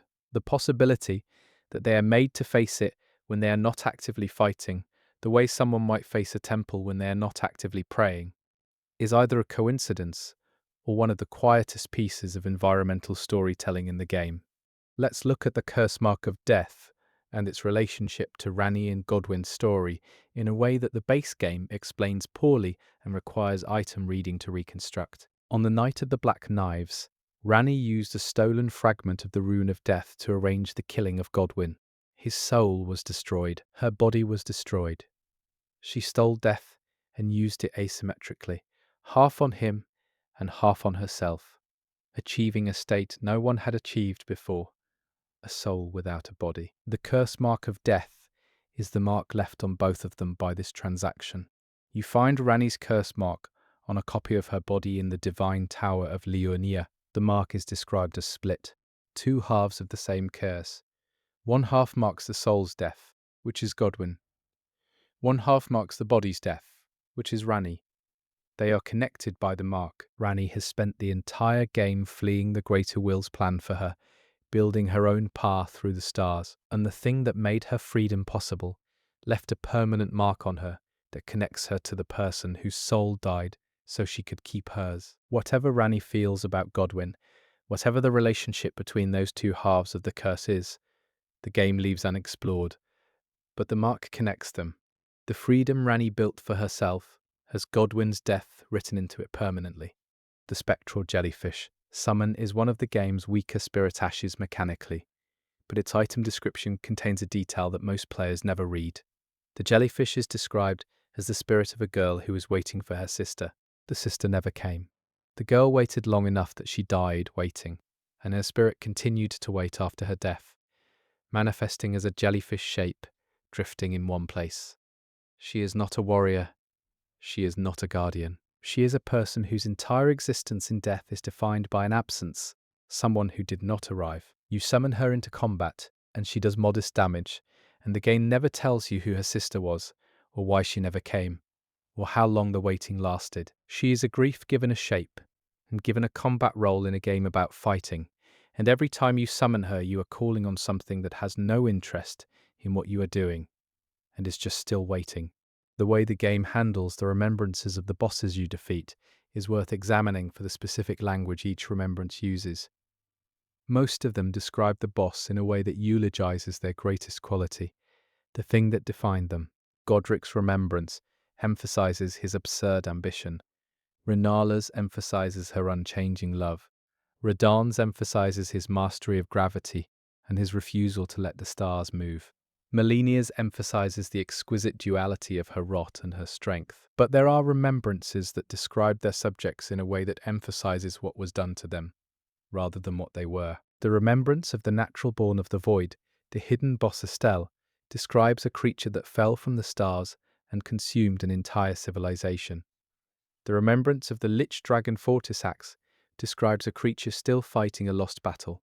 The language of the remembrances is not consistent. Some are tributes, some are autopsies. The variation suggests that whoever is speaking through the remembrances, whoever the narrative voice of those items is, has a different relationship to each of these beings, and that some of the bosses are being mourned, while others are simply being recorded. There is a room in the Leyndell catacombs that contains a message written on the floor in the game's standard message system, but the message does not appear in any of the message template combinations available to players. The message is unique. It is not from another player. It was placed by the developers as environmental storytelling, and it reads as a final communication from someone who died in that room before reaching wherever they were going. This is a technique From Software has used in previous games. Developer-placed messages that are written in the same visual language as player messages, but contain content no player could generate. The presence of one in a Leyndell catacomb, in a room with no other notable features, pointing in a direction that leads to a dead end, is either morbid humour from a developer or a genuine lore crumb about who was in that room and what they were trying to do when they stopped. Let's talk about the star pattern above Nokron and what it might mean. Nokron, the eternal city, has a sky of sorts, a vaulted underground ceiling that displays stars. These stars do not move. In the open world, the sky cycles through day and night, and the stars shift accordingly. In Nokron, the stars are fixed. They are always in the same position. This is consistent with what Radahn has been doing on the surface, pinning the stars in place with his gravity magic to prevent them from moving and causing some catastrophe he understood and others did not. The stars above Nokron are frozen at the moment Radahn stopped them. The city beneath him, unknowingly, has been looking up at a sky that stopped moving and treating the fixed stars as if they were just the sky, not realizing they are looking at the evidence of an enormous ongoing act of will by a man rotting away in a desert above them. The envoys, those large golden figures, blowing bubbles from horns who appear in Leyndell, and in the endgame, are described as messengers of the outer gods. They are celestial servants, specifically aligned with the greater will, sent to carry communications between the divine layer of the world and the physical one. Their attack, blowing bubbles, is something that most players find more irritating than threatening. But the specific choice to give divine messengers a weapon that is literally air-shaped into spheres that pop on contact is worth thinking about. The Greater Will's messengers attack by releasing pressurized nothing. Their weapon is atmosphere given temporary shape that dissolves on impact. One possible reading is that this is what the Greater Will's communications actually are: messages that arrive with force, but contain nothing solid, spheres of pressure that burst and leave no trace. The divine messengers attack with the nature of the messages they carry. There is a set of paintings in the fortified manor in Lanedell that depicts the Erd tree at different stages of its growth. This might seem like straightforward decoration, historical imagery of the holy tree placed in the home of someone who reveres it. But if you look at the paintings in order, from the room's entrance to its far wall, the Erd tree in each successive painting is slightly less gold and slightly more amber. The paintings, read as a sequence, show the Erd tree aging. They were painted at different times and hung in a specific order that tells a story the owner of the manor either intended or did not notice. Someone lived in this house and decorated it with paintings that collectively document the slow dying of the thing those paintings were meant to celebrate. Let's spend time on Alexander the Iron Fist, because Alexander's questline has a specific ending that most players find satisfying in a sad way, but that contains a detail worth examining more carefully. Alexander is a living jar, a construct of clay, who has filled himself with the remains of warriors in the belief that consuming the strength of the fallen makes him stronger.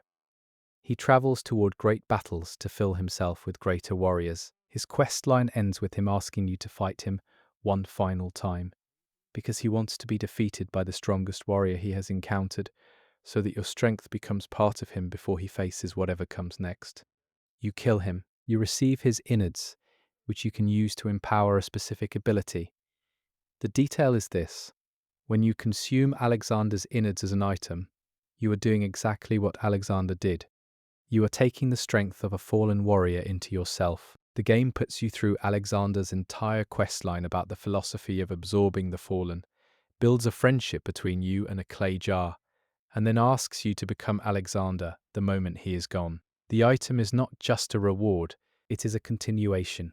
The way the endgame area of crumbling Farum Azula is accessed is worth examining for its narrative symbolism, alongside its mechanical function. To reach Farum Azula, you undergo a process called Flame of Ruin, burning the Erd tree with the giant's fire at the forge. This destroys Melina if you have followed the standard path, burning her as the kindling needed to ignite the forge. She gives herself to the flame.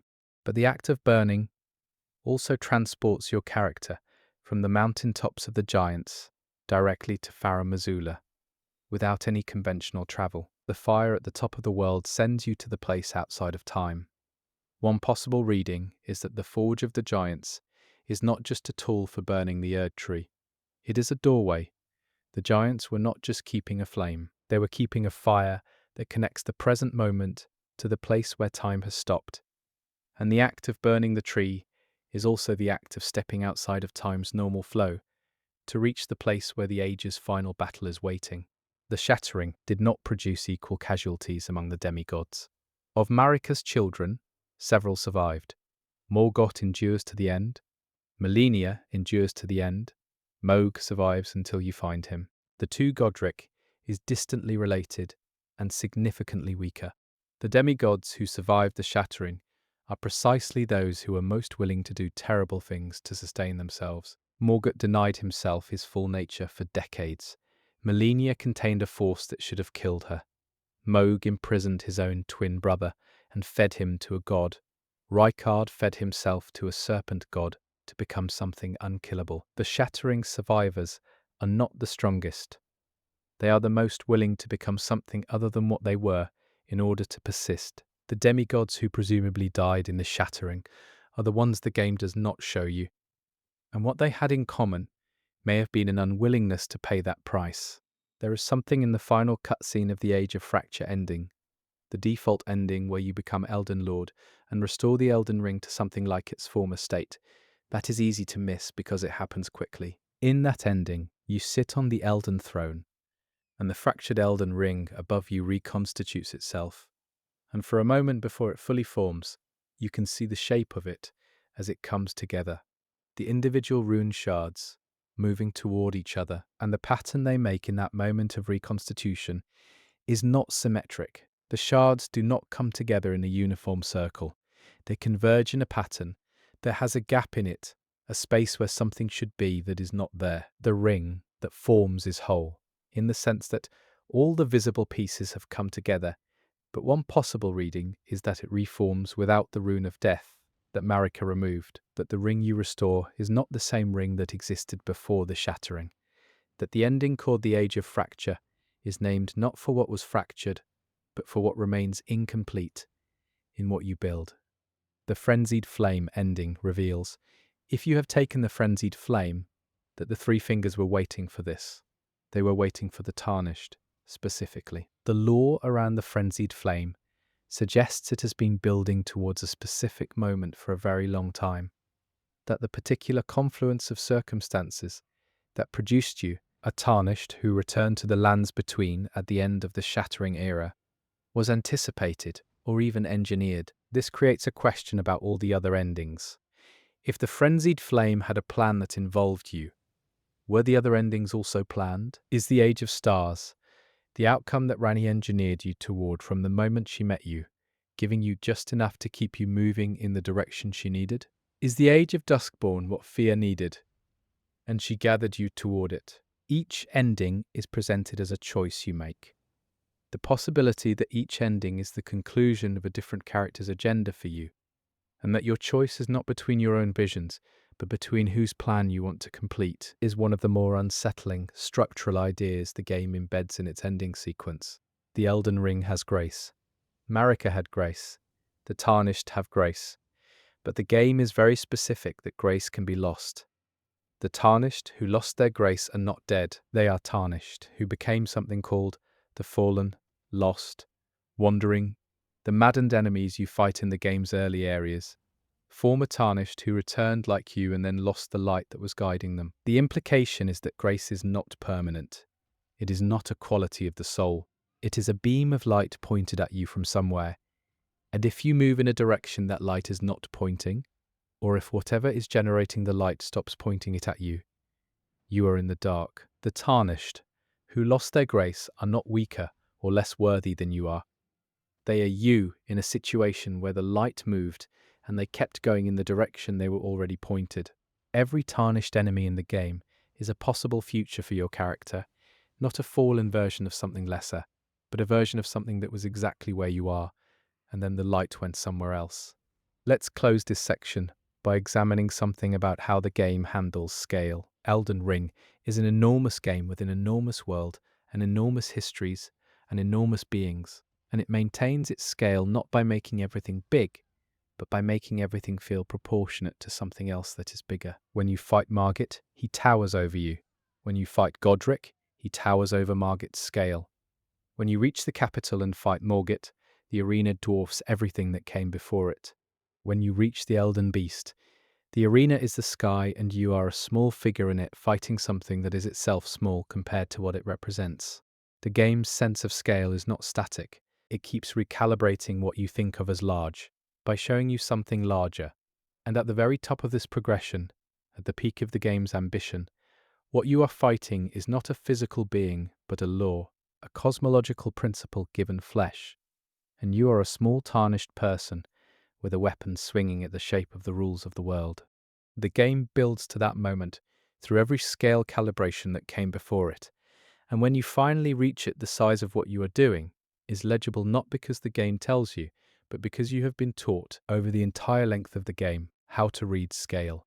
You said, continue for 8 hours, continue for 8 hours 20. 10 Claude responded, there is a detail about the way corpses are positioned in the lands between that most players walk past without examining, and it rewards attention. There is a detail about the way corpses are positioned in the lands between that most players walk past without examining, and it rewards attention. From Software has a long history of using corpse placement as environmental storytelling. Bodies arranged in ways that tell you what happened in a space before you arrived. But Elden Ring takes this further than previous games by sometimes placing corpses in positions that tell you not just what happened, but what the person was feeling when it happened. There are corpses in Stormvale Castle that are positioned facing the door they were trying to reach. There are corpses in the Academy of Raya Lucaria, huddled against walls in a way that suggests they were sheltering from something coming down a corridor. There is a corpse in the Round Table Hold's low area, accessible only after specific story events, that is positioned in a way that suggests the person sat down deliberately and did not fall. They chose the position. Whatever the event was that produced that corpse, the person who became it made a decision about how they would meet it. And the game communicates this entirely through the angle of a body on a floor, without a single line of dialogue or item description to explain it.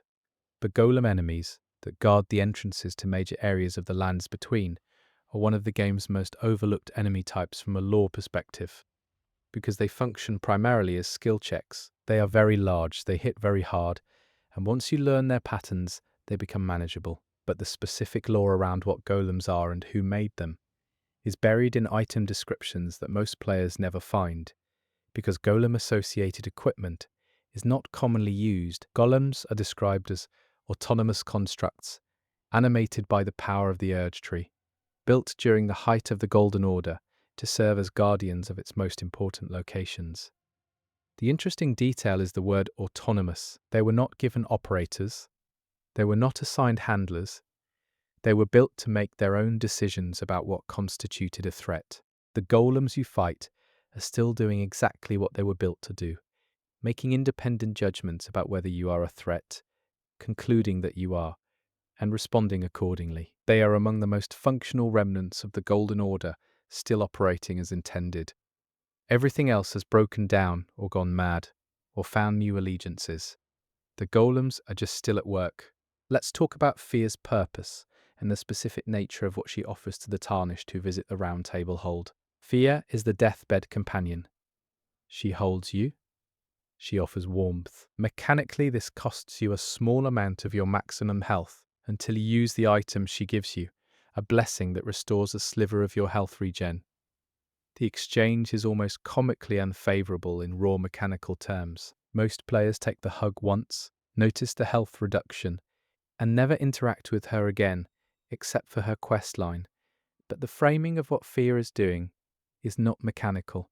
She is a deathbed companion, a role described in her associated items as someone who provides comfort to those who die, who eases the transition. She is practicing her vocation in the Round Table Hold, a place outside time where Tarnished warriors gather between battles in which they frequently die.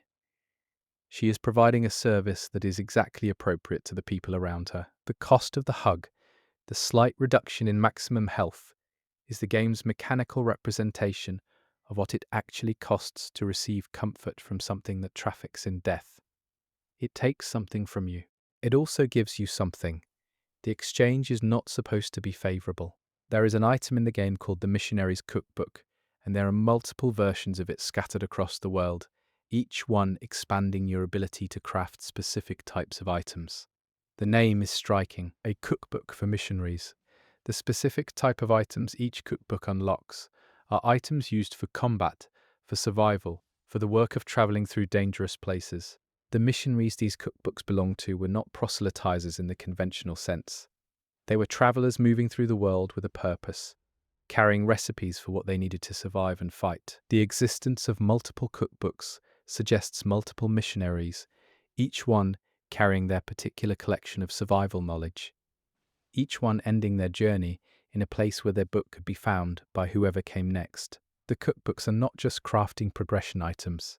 They are a library of dead travelers, each one leaving behind the specific knowledge that kept them alive until it did not. The way the game handles invasions, specifically the narrative framing of being invaded by bloody fingers, is worth examining for what it implies about the cosmology. Bloody fingers are people who have rejected the path of the Tarnished, who have smeared their fingers in blood to sever their connection to grace, and instead pursue violence against other Tarnished. They invade your world to kill you. The game frames them as antagonists, but the specific lore around why someone becomes a bloody finger includes the fact that the grace the Tarnished follow is not chosen. It is received. You did not decide to follow grace. You woke up, and it was pointing at you. The bloody fingers are people who looked at that and decided they did not want to be pointed at. The violence they enact is inexcusable within the game's moral framework. But the impulse that initiated it, the refusal to be guided by a light that was never asked for, is one the game presents more sympathetically in other contexts. Rani severs herself from the Greater Will's plan, and she is one of the possible saviors of the world. The bloody fingers sever themselves from grace, and they are enemies who invade your world. The difference between Rani and a bloody finger is not the act of refusal, it is what the refusal is for. Let's examine the way the game uses the concept of dreaming. There are multiple points in the game where you enter a dream space to fight a boss. Dragon Lord Placidus Sax exists in a dream of the past, a moment before an age that has already ended. Lich Dragon Fortisax exists in Godwyn's death dream, the unconscious landscape of a being who cannot die, but whose mind persists in some form. The deathbed dream that Fear builds toward in her questline is an attempt to give Godwyn a proper death within that dream, to create an ending for something that cannot conventionally end. Dreams in Elden Ring are not just mental spaces. They are places with geography and physics and enemies and loot. They are real in every sense that matters mechanically, and their reality suggests that the line between the world and what a mind experiences is not firm. If a dream can have terrain you can walk on, and a boss you can kill, then the dreams of the dead and the memories of the past are not metaphors. They are locations. They are places you can go to if you know where to look. And they are exactly as dangerous as the waking world, because in this game, the waking world is already mostly someone else's dream. The way time works in Farum Azula is described in item texts as outside the normal flow, a place preserved in the moment of its ending, unchanging. But there is a contradiction embedded in this description that most players do not notice. If Farum Azula is frozen in the moment of its ending, outside of time's flow, then the enemies that still inhabit it should not be able to move. They should be frozen too. But they move. They patrol. They react to you. They fight and die and drop items. They exist in time in the conventional sense, even though the location they occupy supposedly does not. One possible reading is that the time-frozen quality of Farum Azula is not a literal physical state, but a description of the place's relationship to history. It is outside the timeline of the lands between. Events that happen there do not register in the world's ongoing story. The people and creatures within it are still experiencing time. They are just experiencing it in a place where their time does not connect to anyone else's. They are alive and moving and completely isolated from the flow of events that matters to the world outside. There is a specific enemy placement in Nokron, the Eternal City. That seems wrong. A Crucible Knight appears in Nokron. Crucible Knights are associated with the early Golden Order, with the Crucible of Life, with the formative period of the Erdtree's civilization. Nokron is an underground city that predates the Golden Order, built by the Newman before Marika's reign fully established itself. A Crucible Knight, an entity of the early Golden Order, being present in a city that existed before the Golden Order, requires explanation that the game does not directly provide. One possible reading is that the Crucible Knights were sent into the underground spaces as part of the Golden Order's expansion to establish its presence in areas that had previously existed outside its authority. Another reading is that the Crucible Knights predate the Golden Order in a way that the game's lore around them implies, but does not fully articulate, that the Crucible itself is older than the Golden Order's formalization of it, and that a Crucible Knight in Nokron is not an anachronism, but evidence that the Crucible's influence predates everything else. The Knights' cavalry are enemies that appear only after dark, patrolling roads across the lands between, on spectral horses. Their lore describes them as knights who pledged their lives to the hunt, and who continue to hunt after death, their patrol having become a ritual that outlasted their purpose. But the specific roads they patrol are not random. If you trace the routes of the Knights' cavalry across the game's map, they follow paths that correspond to old trade routes and pilgrimage roads, the roads that would have been heavily travelled before the shattering. They are haunting the paths that were once important, the roads people used when the world was working correctly. The fact that these roads are now largely empty, except for enemies and ruins, does not change where the Knights' cavalry rides. They committed to these routes before the world broke, and they are still riding them in a world that no longer needs them ridden. Let's look at the Scarlet Aeonia spell that Melania uses in her second phase, and what it implies about the Rot Goddess. When Melania blooms in her second phase, she hovers above the arena in a form that is visually the same as the Aeonia swamp in Caelid, which is the crater created by her bloom during the battle with Radahn. She is, in that moment, recreating the event that destroyed a region of the world, but the specific spell she uses is called Scarlet Aeonia, and Aeonia is the name of the swamp, which means the swamp was named after the spell, or the spell is named after the swamp, and either way someone named something important. In item descriptions and environmental text, the Aeonia swamp is described as sacred to those who follow the Rot Goddess, a site of transformation, a place where the world is in the process of becoming something aligned with the Rot's nature. Melania is not just attacking you with her second phase bloom, she is consecrating the arena. She is making the space holy to her god in the same way she accidentally made Caelid holy. Every time she blooms in that fight, she is performing an act of worship with your arena as the offering. There is a behavior exhibited by the jellyfish enemies in Liurnia that has no straightforward mechanical explanation. Standard jellyfish enemies in Liurnia are passive. They do not attack until provoked. But there is a specific group of jellyfish near the eastern shore of the lake that behave differently from every other jellyfish in the area. They drift. They move in a slow, deliberate pattern that other jellyfish do not exhibit. They are not moving toward anything in the immediate environment. Their drift pattern, if you follow it, leads in the direction of the Raya Lucaria Academy. Whether this is a pathfinding quirk caused by the Academy's presence affecting the game's navigation mesh, or whether someone placed these specific jellyfish with a directional intent in mind, the effect is that a small group of glowing passive creatures near the shore of Liurnia appears to be slowly, continuously moving toward the center of the region's power. They have been drifting toward it since the game launched. They will never reach it.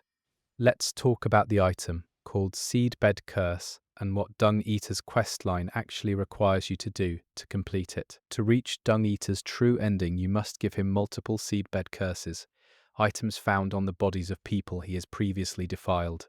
You are collecting the evidence of his crimes and handing it to him so he can become more powerful. The game presents this as an optional questline with a reward at the end, a specific spirit ash of Dung Eater himself. But the act of completing the questline requires you to participate in his project. You are not a bystander to his goal of spreading the curse to all living things.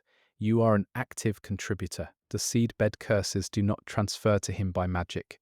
You bring them to him in his cell, beneath Lane Dell, one at a time. And each time you do, he grows stronger, and his ambition grows clearer. The questline is structured so that the player who wants to see it through must repeatedly choose to help a person whose stated goal is the suffering of every living being. The reward at the end is a puppet made of someone who achieved what they wanted. The game offers you this without comment.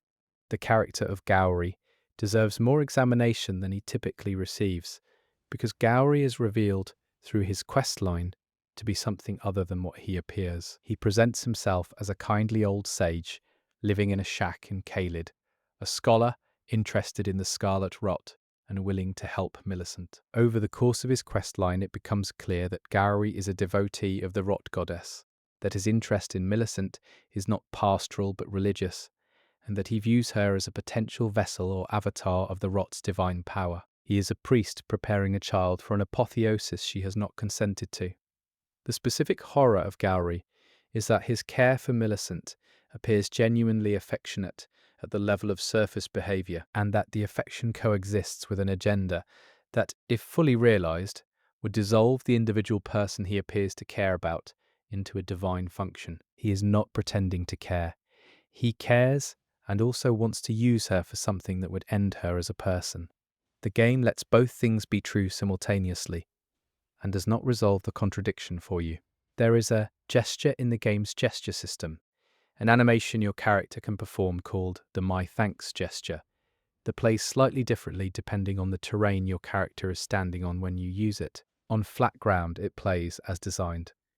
On a slope, it compensates for the angle in a way that most gesture animations do not. This means that at some point in development, someone looked at this specific gesture and decided that it needed slope compensation, that the visual of your character giving thanks should be readable regardless of the angle of the ground beneath them. This is an extremely small piece of work that affects an optional social animation in a game full of enormous and consequential design decisions.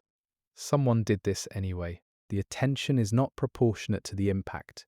It is proportionate to a standard that someone held for every piece of the game, regardless of how visible or invisible it was. The way the game handles the eclipse in Castle Sol is worth examining for what it implies about Miquella's power and the nature of his ability to compel devotion.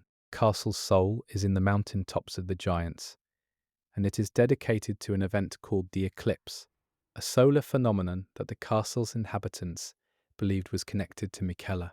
The commander of Castle Sol, a boss named Commander Nile, is one of the most devoted figures to Miquella in the entire game, a man who gave his legs to his soldiers as prosthetics so they could continue fighting. The eclipse itself is described as an event Miquella was working toward, something that would have aided his project of the Halig Tree and his broader ambition to create a new divine order. But what the eclipse actually is, physically and cosmologically, is not fully explained. It is a solar event associated with a young demigod who inspired an extraordinary level of devotion in the people around him. One possible reading is that Miquella's ability to inspire devotion, described elsewhere in the game as an innate power of his, was so strong that the people of Castle Sol organized their entire civilization around waiting for a phenomenon they associated with him, and that phenomenon may or may not have been real in any physical sense. They may have been waiting for something Miquella suggested was coming, and the suggestion was enough to build a castle around. Let's spend time on the outer gods as a group rather than individually, because the game's treatment of them as a category is more interesting than any single one of them.